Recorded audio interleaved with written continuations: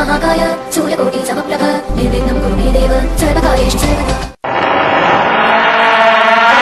जब रात होती है तो हम एक दिया जला लेते हैं और उसकी रोशनी में खुद को महफूज समझते हैं, मगर उस रोशनी के परे जो अंधेरा है वो अपने अंदर बहुत सारी कहानियां समेटे हुए है और इन्हीं कहानियों को आप तक लेकर आता है रात के अंधेरे में।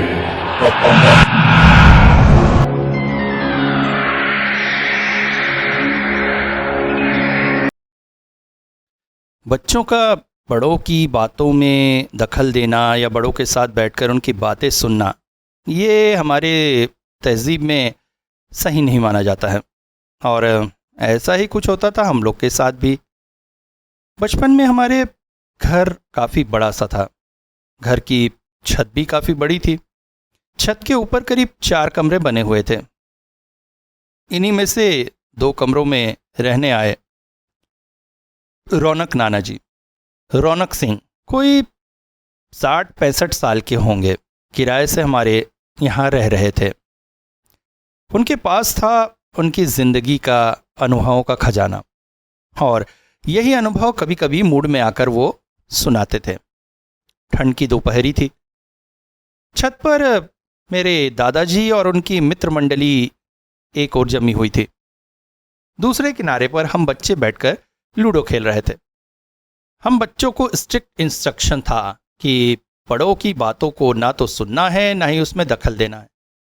इसलिए छत पर 2 ग्रुप रहते थे।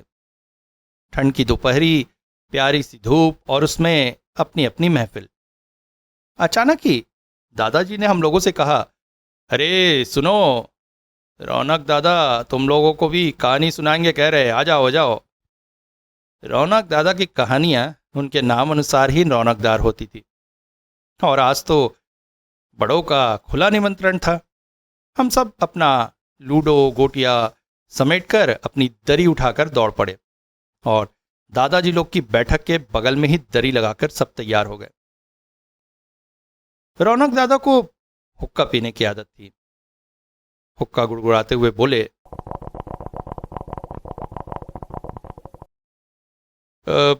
आज जो घटना मैं तुम लोगों को बताने जा रहा हूं, ये मेरे साथ घटी थी कई साल पहले।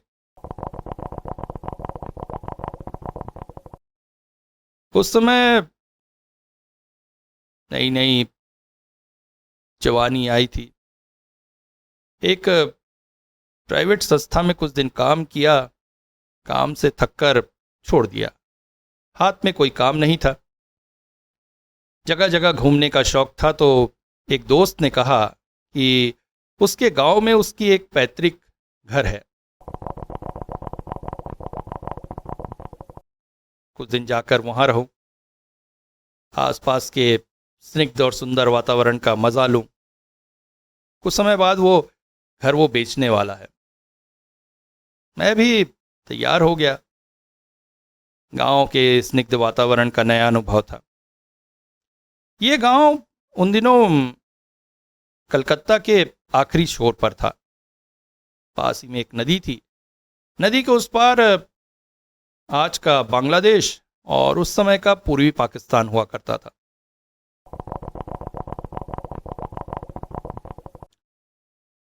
भारत से अलग होने के बाद पाकिस्तान उस तरफ के लोगों पर काफ़ी जोर जुल्म कर रहा था। उन्हें ज़बरदस्ती इस्लाम कबूल कराया जा रहा था और दमनकारी नीतियां चल रही थी। वहाँ पर भी लोगों में आक्रोश व्याप्त था और मुक्ति वाहिनी बंगाल को पाकिस्तान से अलग कराने के लिए लड़ रही थी।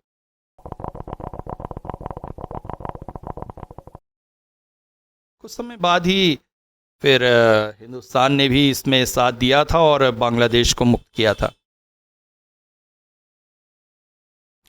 तब तक हिंदुस्तान का दखल इस क्षेत्र में नहीं हुआ था जहां मुक्ति वाहिनी के लोग अपनी मुक्ति आंदोलन तेज कर रहे थे, तो दूसरी ओर पाकिस्तान का दमन चक्र भी जोरदार चल रहा था। ऐसे में उस पार से बहुत से लोग इस पार आ गए और गांव में रिफ्यूजी कैंप बन गए थे।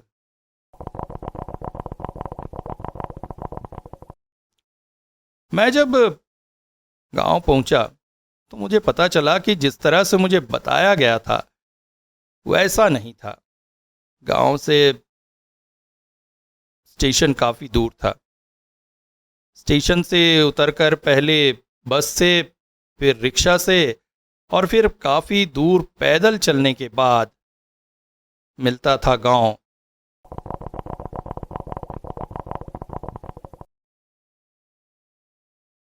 रक्तरंजनपुर। और घर के बारे में जैसा कहा गया था, घर ठीक उसका उल्टा था। घर गांव में न होकर गांव से बाहर की तरफ था। घर के ठीक पीछे घना जंगल था और नदी भी थी। मैं जैसे ही घर में पहुंचा तो देखा दरवाजे के पास ही एक फकीर जैसा व्यक्ति बैठा हुआ है।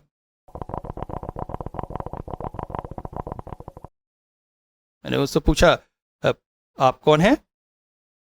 हक अल्लाह, अल्लाह का बंदा हूं। तुझे कोई तकलीफ? नहीं। तू कौन है? मैं इस घर में अभी रहूंगा कुछ दिन। आप यही रहते हैं? हाँ, यही रहता हो। तू कहेगा तो चला जाऊंगा। अरे नहीं नहीं, क्यों? रहिए, मैं तो कहता हूँ अंदर आके रहिए। वैसे भी इतने बड़े घर में मैं अकेले ही रहूंगा। फ़कीर ने बताया उसका नाम रहमत फ़कीर था। बड़ा मनमौजी किस्म का व्यक्ति था। कभी रहता, कभी गायब हो जाता। कब गायब हो जाता, कब आ जाता, कुछ पता नहीं चलता था। घर में रहने के बाद समझ में आया कि मेरे दोस्त ने असली में मुझे उस घर का बिना पैसे का केयर टेकर बनाकर भेजा है। खैर, समय तो बिताना ही था। घर के ठीक पीछे कुआं था। घर का हालत अच्छी नहीं थी। काफ़ी समय से बंद रहने की वजह से जाले, धूल वगैरह हो गए थे। घर की हवा बदबूदार थी। सबसे पहले मैंने सारी खिड़कियां वगैरह खोलकर बदबूदार हवा को बाहर किया।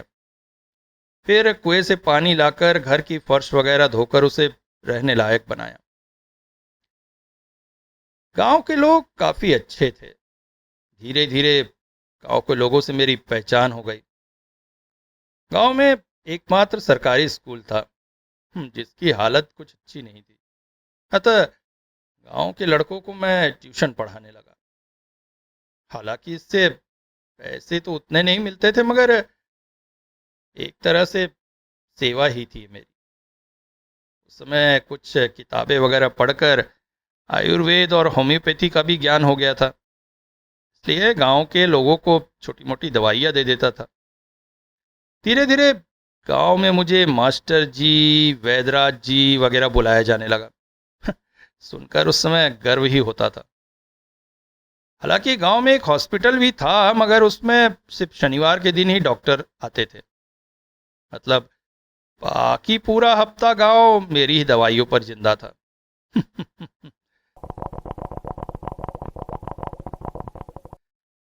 गांव में एक चौपाल थी जहां शाम के वक्त गांव के सभी लोग इकट्ठा होते थे।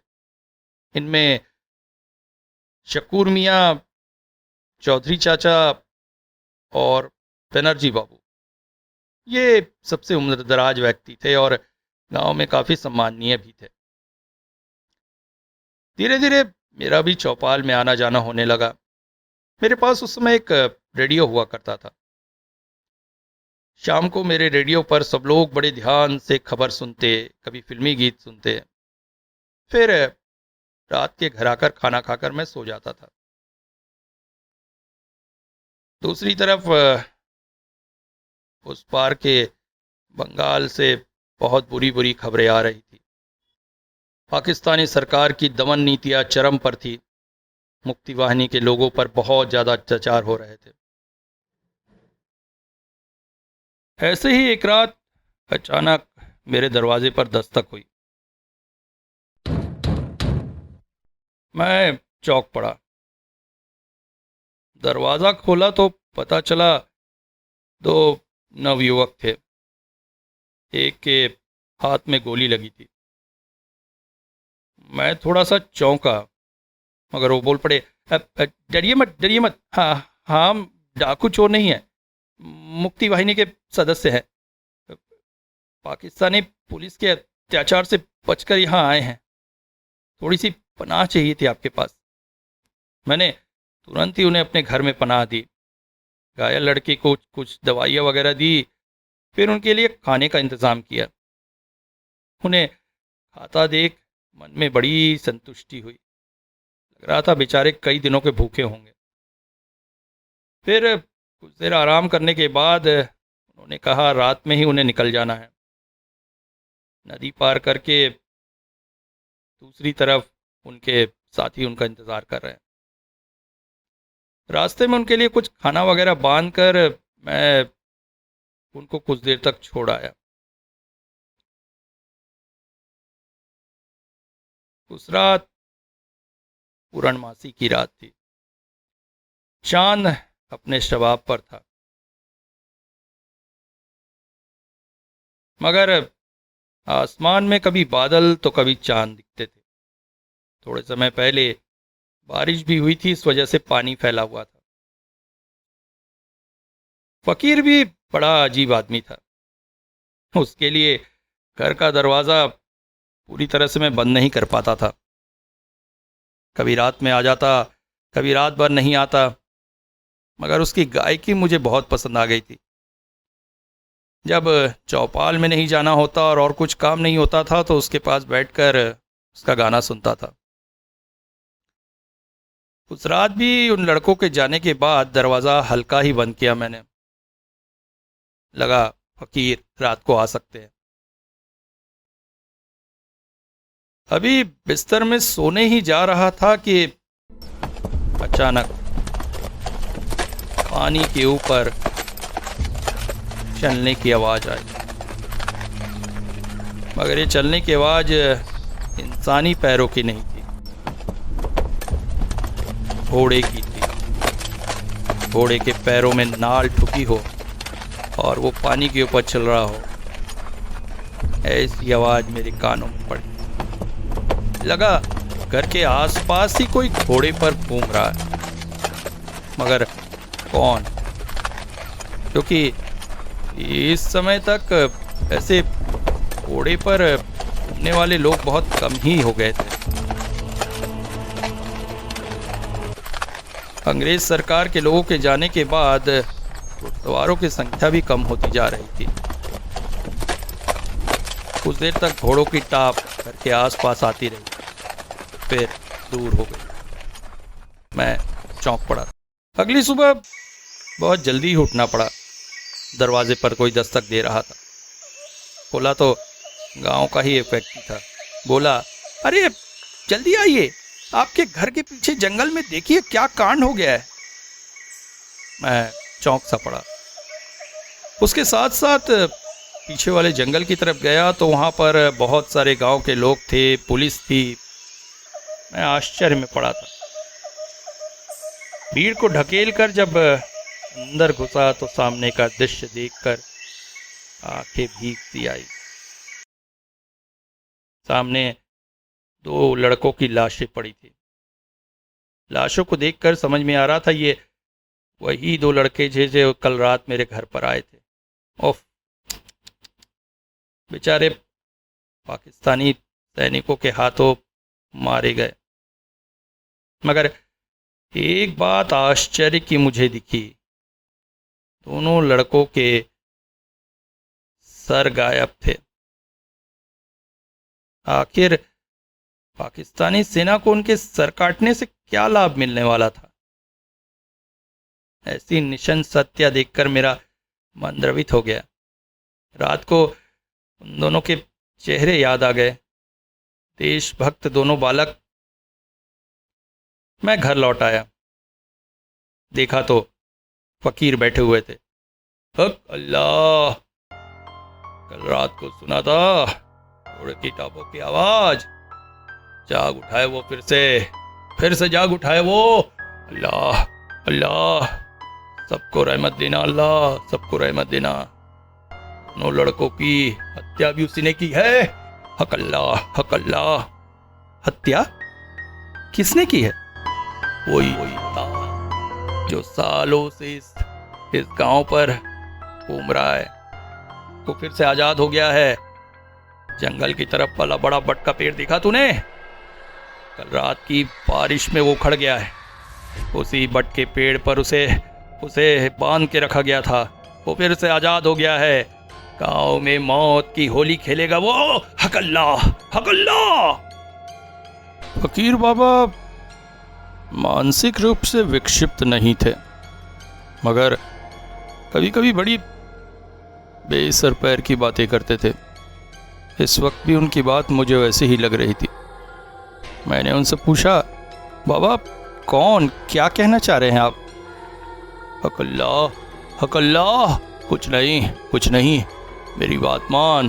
तू शहर चला जा, तू शहर चला जा। ये गांव अब सुरक्षित नहीं है रहने के लिए। वो आ चुका है, वो आ चुका है। चला जा, चला जा। मगर बाबा क्यों चला जाऊं? क्या है? पूरी बात तो बताइए। वो आ गया है, आ गया है। मगर कौन आ गया है? तो सुन, आज से करीब 100 साल पहले की बात है। तब अंग्रेजों का राज था यहाँ पर। उसी समय गांव में एक डाकुओं का दल बहुत उत्पात मचा रहा था। उनका सरदार था राखाल डाकू, बहुत ही क्रूर और भयानक। लोगों पर हमला कर उन्हें लूट लेता और लूटने के बाद उनकी गर्दन काट देता था। गांव वाले परेशान हो चुके थे उससे। सबने मिलकर अंग्रेज पुलिस को इसकी शिकायत की। अंग्रेज सिर्फ पूरे ही नहीं थे, उन्होंने देश में शांति व्यवस्था बनाने की भी बहुत कोशिश की थी। मगर जैसे किसी शैतानी ताकत का स्वामी था राखाल। बार बार कोशिश करके भी उसे पकड़ा नहीं जा सक रहा था। अब तो अंग्रेज सरकार की भी सम्मान की बात हो गई थी। बहुत बड़े बड़े खूंखार अफसरों को बुलाया गया, मगर राखाल को पकड़ पाना संभव नहीं था। फिर एक दिन दैव योग से उसे पकड़ लिया गया। अंग्रेज उससे भयंकर चिढ़े हुए थे। इतनी सारी निशंस हत्याएं की थी उसने। अंग्रेजों ने फैसला किया उसकी मौत बहुत भयानक होनी चाहिए। यही उस बड़े बट पेड़ के डंगाल में उसे खुलेआम फांसी दी गई थी। फांसी के समय भी राखाल के चेहरे पे डर के कोई निशान नहीं थे। उसका वो खूंखार और भयानक चेहरा वैसे ही मुस्कुरा रहा था। मगर फांसी के बाद भी राखाल को मुक्ति न मिले, इसकी व्यवस्था की गई। बट झाड़ के नीचे ही उसकी लाश को गाड़ दिया गया। उसे दाह संस्कार नहीं होने दिया गया और अंग्रेज सरकार ने सम्मन जारी कर दिया, कोई भी जो उसकी लाश को जलाएगा उसे भी कड़ी से कड़ी सजा मिलेगी। धीरे धीरे गांव वाले राखाल को भूलने लगे थे कि तभी गांव में एक आतंक फैलने लगा। हर पूर्णमासी की रात गांव के आसपास घोड़ों की टापों की आवाज आती और भूले भटके अगर कोई घर से बाहर रह जाता तो अगली दिन सुबह उसकी सर कटी लाश मिलती। लाश का सर दूर कहीं मैदान में पड़ा हुआ मिलता था। देखने वाले कहते हैं एक बिना सर का व्यक्ति घोड़े पर गांव में तलवार लिए घूमता था और लोगों पर आक्रमण करता था और उनका सर काटकर अपनी तलवार पर लगाकर ले जाता था। फिर सवेरा होने से पहले उसकी वो आकृति धुएं में बदल जाती थी और तलवार में लगा वो सर जमीन पर गिरा मिलता था। गांव में धीरे धीरे फिर से आतंक फैलने लगा। अब की बार तो अंग्रेज सरकार भी कुछ नहीं कर सकती थी। तब तब दूर गांव में रहने वाले एक बहुत बड़े तांत्रिक को बुलाया गया। तांत्रिक ने मंत्र शक्ति से पता लगाया ये राखाल ही था जिसकी सर्वहीन आत्मा पूर्णमासी के दिन गांव में घूमती थी। जिस दिन राखाल को फांसी दी गई थी उस रात भी पूर्णमासी थी और चंद्र ग्रहण था। चंद्र ग्रहण दोष लगने के कारण ही उसकी आत्मा मुक्त नहीं हो पाई है। उसकी आत्मा की मुक्ति का एक ही तरीका था, उसकी लाश को जमीन से निकालकर दाह संस्कार किया जाए। तांत्रिक के कहने पर अंग्रेज सरकार के लोगों को खबर ना हो ऐसा करते हुए गांव के लोगों ने लाश को जमीन से निकाला, मगर सब आश्चर्यचकित हो गए। अंग्रेजों ने उसकी लाश का सिर काट लिया था। किया क्या जा सकता था, लाश विहीन सिर का ही दाह संस्कार कर दिया गया और राखाल की आत्मा को उस पट के पेड़ पे तांत्रिक ने मंत्र शक्ति से बांध दिया था। आज 100 साल बाद आंधी तूफान की वजह से वो वट का पेड़ गिर गया है और राखाल की आत्मा फिर से मुक्त हो गई है। तुझे क्या लगता है, तुझे क्या लगता है उन मुक्ति वाहिनी के बच्चों को पाकिस्तानी सेना ने मारा? इतनी निशंसता से वो नहीं मार सकते। कल रात को राखाल की आत्मा घूम रही थी गांव में। तूने भी तो सुना था ना, घोड़े के टापों के निशान। मैं चौंक पड़ा।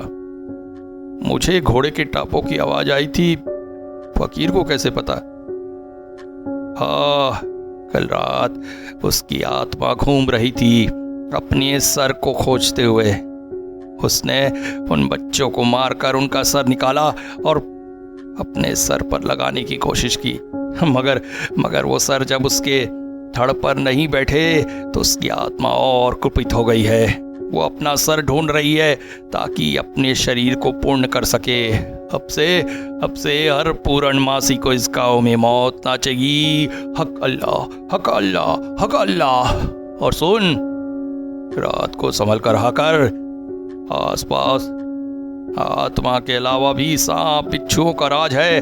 कल रात को एक बड़ा सा सांप घर में घुस आया था। वो तो गनीमत है मैं उसी समय घर में आया, मैंने उसे निकाल दिया।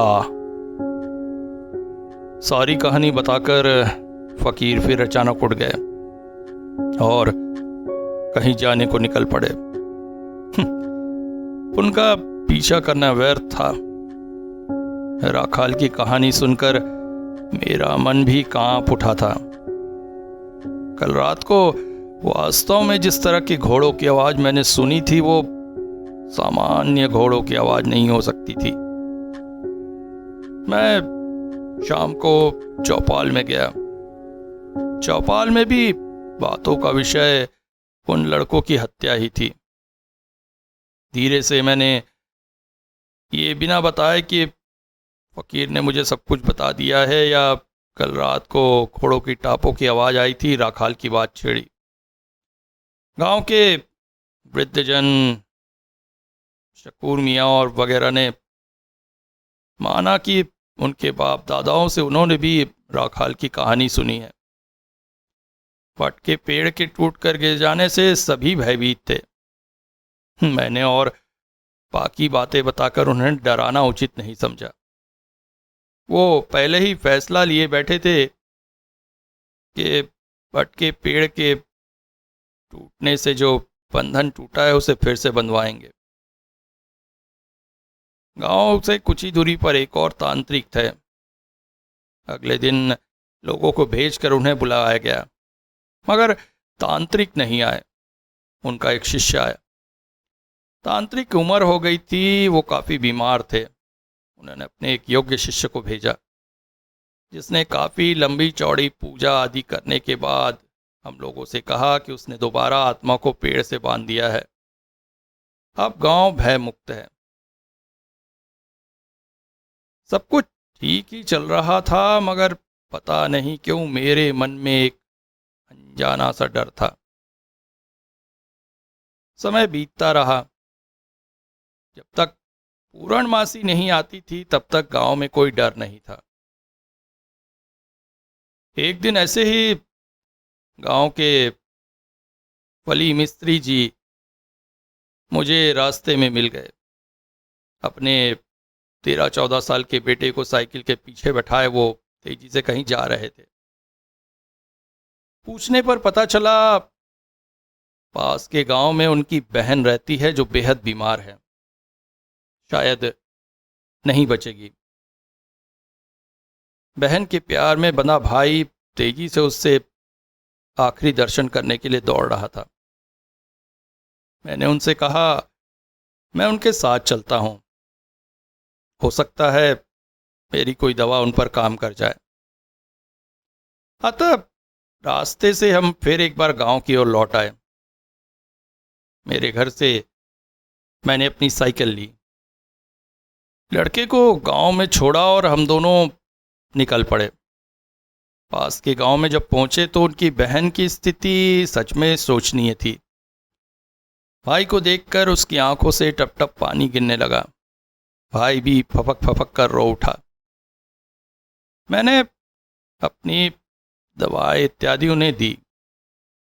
मुझे जितना ज्ञान था उसके अनुसार 10-15 दिनों तक उनकी बहन खिंच जाने वाली थी। मतलब 10-15 दिनों तक मृत्यु उनसे दूर ही थी।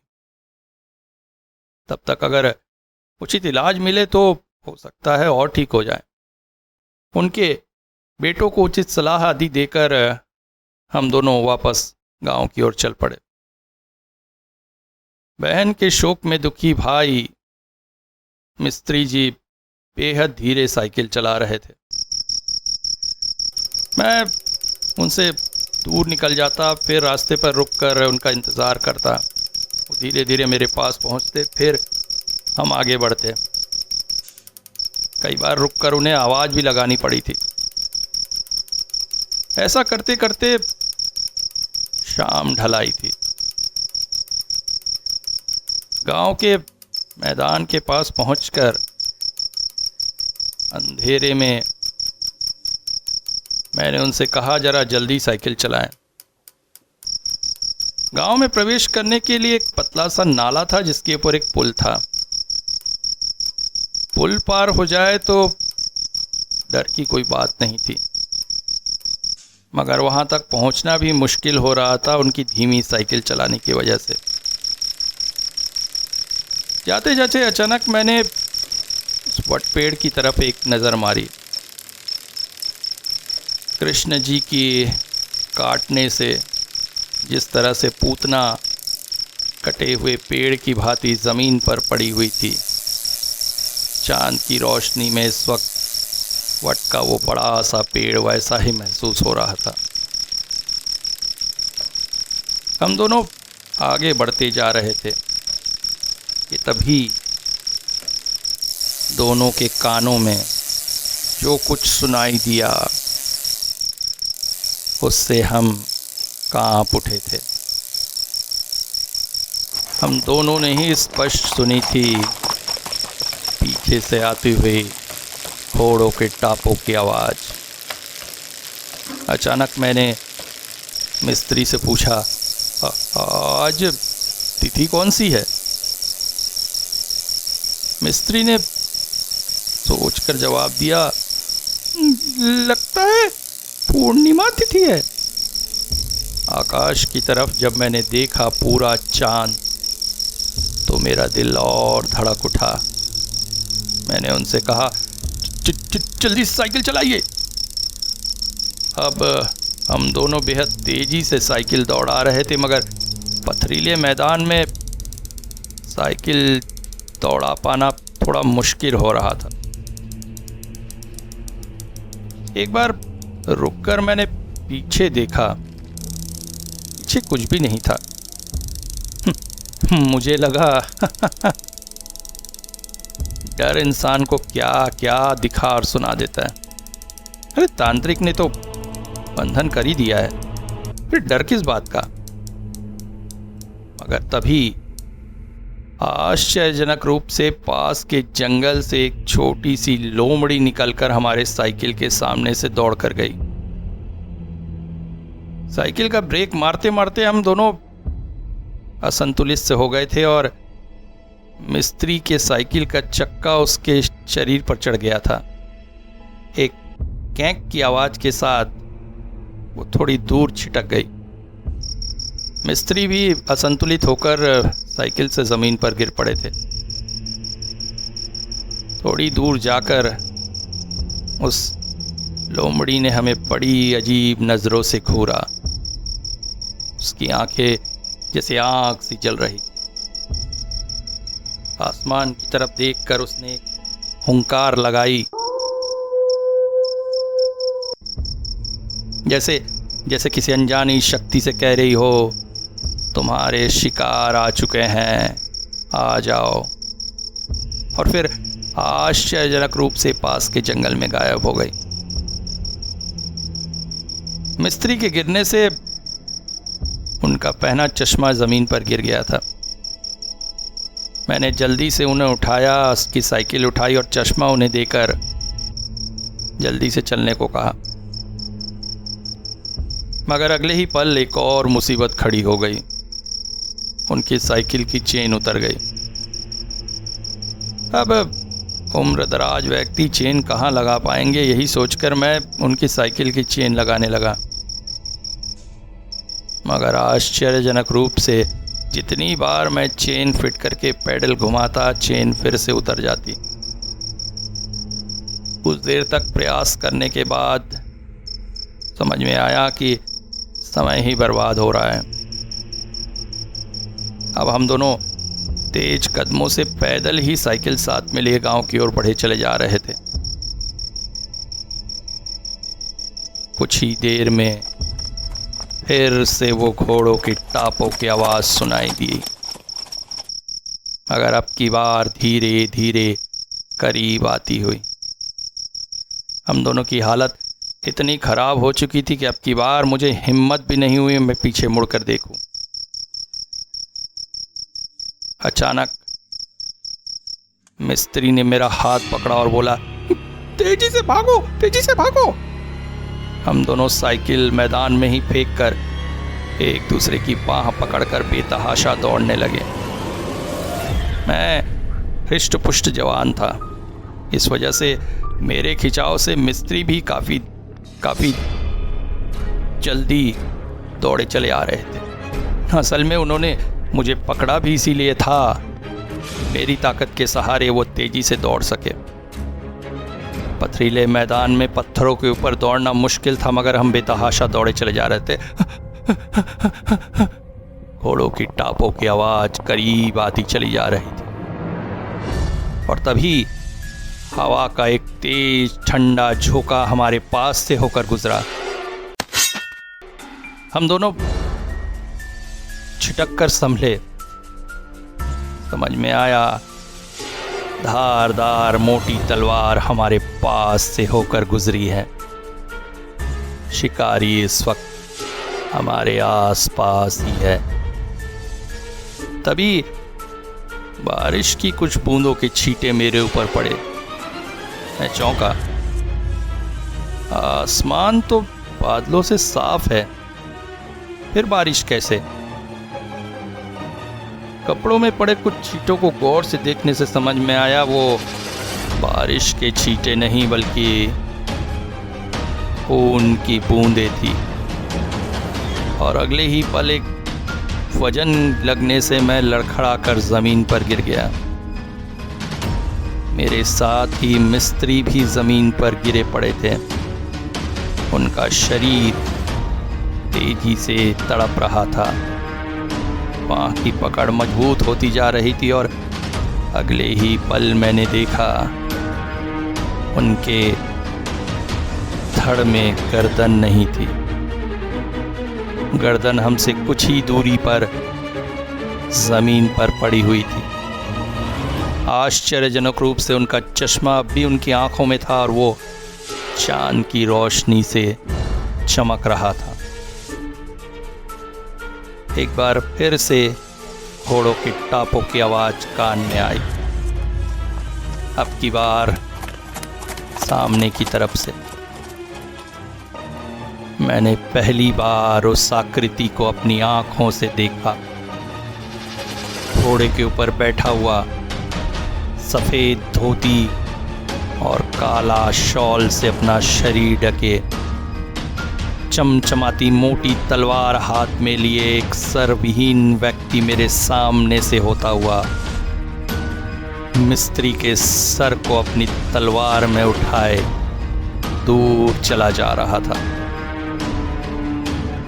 फकीर बाबा ने मुझे एक बात नहीं बताई थी, या शायद उन्हें पता नहीं थी।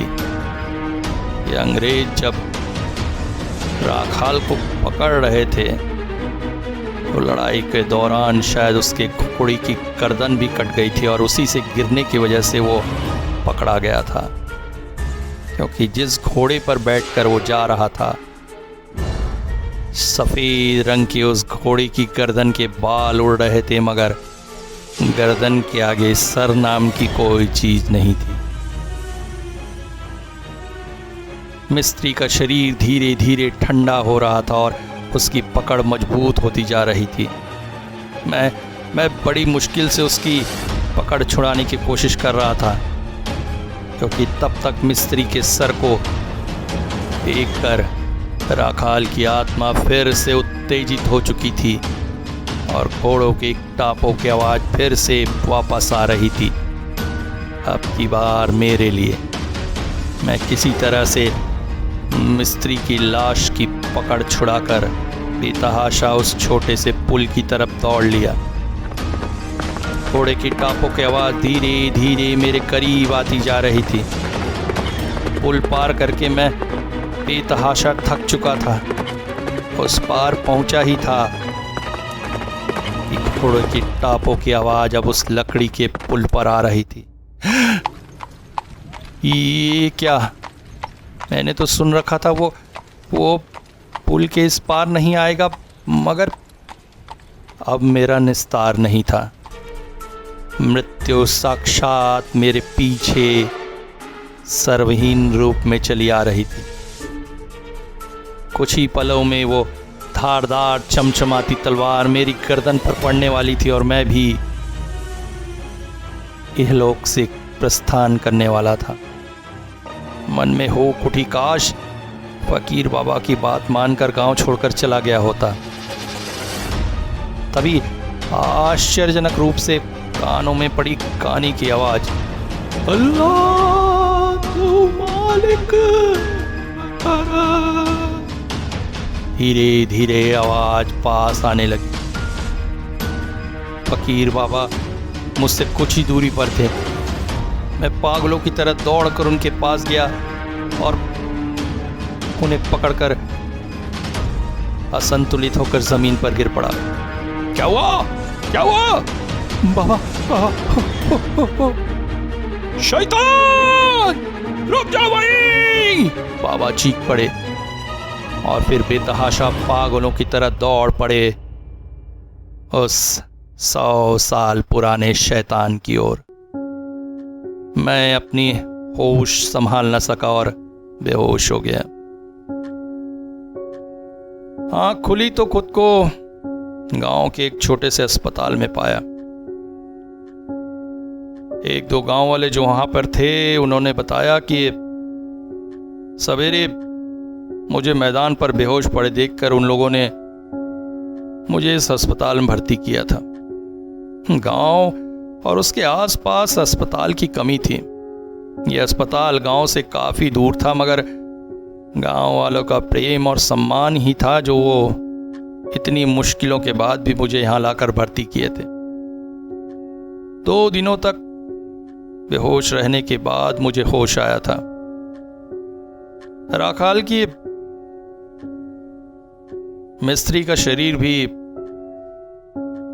बरामद कर लिया गया था। पुलिस को समझ में नहीं आ रहा था यह हत्या किसने की थी। मेरे होश में आने का इंतजार हो रहा था। गांव वालों को जब राखाल के बारे में पता चला तो वे कांप उठे। उसके बाद पुलिस को सारी बातें बताकर मैं गांव छोड़कर चला आया। गांव वालों से पता चला था कि तांत्रिक से जब संपर्क किया गया और तांत्रिक को सारी बातें पता चली तो वे अपने शिष्य पर बहुत क्रोधित हुए। पैसों के लालच में शिष्य ने ठीक से आत्मबंधन नहीं किया था, इस वजह से वो आत्मा मुक्त ही रह गई थी। फिर एक बड़े तांत्रिक को बुलाकर उस आत्मा को हमेशा के लिए गांव से दूर भगा दिया गया। फिर गांव राखाल के आतंक से मुक्त हो गया था और मैं भी अपने जीवन में व्यस्त हो गया था। तभी छोटू बोल पड़ी, दादा मगर फकीर बाबा का क्या हुआ? वो भी मारे गए?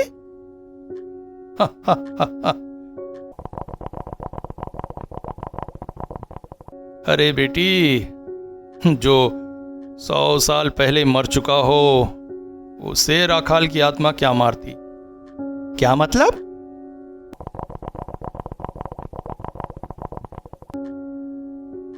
हम सभी एक स्वर में चीख उठे। फकीर बाबा का असली में कोई अस्तित्व था ही नहीं। वो एक पवित्र आत्मा थे जो गांव के कुछ खास लोगों को दिखाई देते थे। बातों ही बातों में एक बार शकूर मियां, उनके पिता को भी वो दिखते थे और जिन्हें दिखते थे उनकी हर आपत्ति विपत्ति से रक्षा करते थे। उस रात भी शायद राखाल की आत्मा ने मुझे इसीलिए बख्श दिया था क्योंकि फकीर की आत्मा उसके सामने दीवार बनी खड़ी थी। फकीर एक पहुंचा हुआ व्यक्ति था जो गांव में ही छोटा सा आश्रम बनाकर रहता था, ठीक उसी जगह जहां मेरे दोस्त का घर था। 100 साल पहले फकीर का गांव में आना भी राखाल को पसंद नहीं आया था, इसलिए एक बार अपने साथियों के साथ उसने उस आश्रम पर आक्रमण कर फकीर के सभी साथियों को मार डाला था। फकीर भी इस बात में बहुत बुरी तरह से घायल हुए थे और बाद में उनकी मौत हो गई थी। जंगल के एक तरफ उनकी मज़ार है। यहाँ पर समय समय पर गांव वाले आज भी मन्नत आदि मानने जाते हैं। कहते हैं राखाल को अंग्रेज सरकार की पुलिस ठीक उसी जगह पकड़ पाई थी जहां पर फकीर की मज़ार थी, या कहें फकीर ने राखाल को अपनी दिव्य शक्तियों के द्वारा ही पकड़वा कर पराजित किया था और किसी अच्छे कर्म के चलते वो मेरी भी रक्षा कर रही थी। उस रात जब पहली बार राखाल मेरे घर के पास तक आ गया था तब फकीर की वजह से ही वो वापस लौटा था और उस रात मोटा सांप भी घर में घुसा था, शायद उसे भी फकीर ने ही निकाला था और अंत में मुझे मौत से बचाया था।